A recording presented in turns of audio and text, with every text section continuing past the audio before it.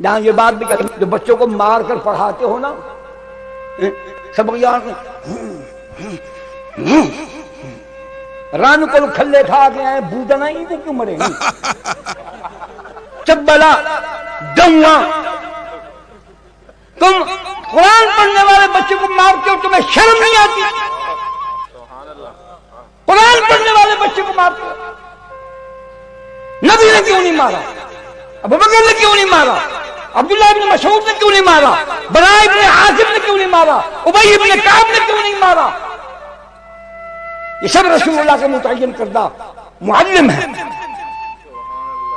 ان کی ڈیوٹی تھی کہ ان کو دین سمجھاؤ اور ان کو قرآن کا علم سکھاؤ.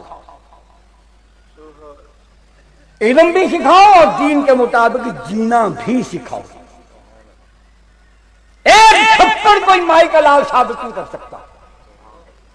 تم قرآن اور دین پڑھنے والے بچوں کو مارتے ہو، ان میں احساس کم تری پیدا ہوتا ہے، ان کی صلاحیتیں سلب ہو جاتی ہیں، ان میں ہمت اور جرأت ختم ہو جاتی ہے، ان کے اندر غصہ پیدا ہوتا ہے، چڑچڑے ہو جاتے ہیں، بات بات پر لڑتے ہیں.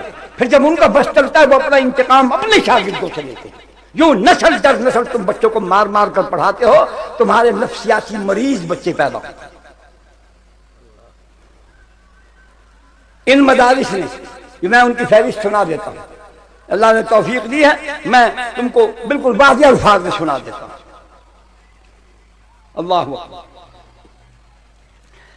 بیعت عقبہ اولیٰ جب ہوئی، جب مدینہ کے لوگ مسلمان ہونے کے لیے پہلی مرتبہ مکہ آئے تو حضور صلی اللہ علیہ وسلم نے 2 معلم ان پر متعین فرمائے، مصعب بن عمیر اور عبداللہ ابن ام مکتوم، نابینا صحابی. 2 کو معلم مقرر کیا کہ جاؤ ان کو دین پڑھاؤ، سمجھاؤ، قرآن پڑھاؤ. اہل یمن کے لیے حضرموت کے لیے، اہل یمن کے لیے معاذ بن جبل اور حضرموت کے لیے جندہ، یہ صحابی ہیں، ان کو مقرر کیا.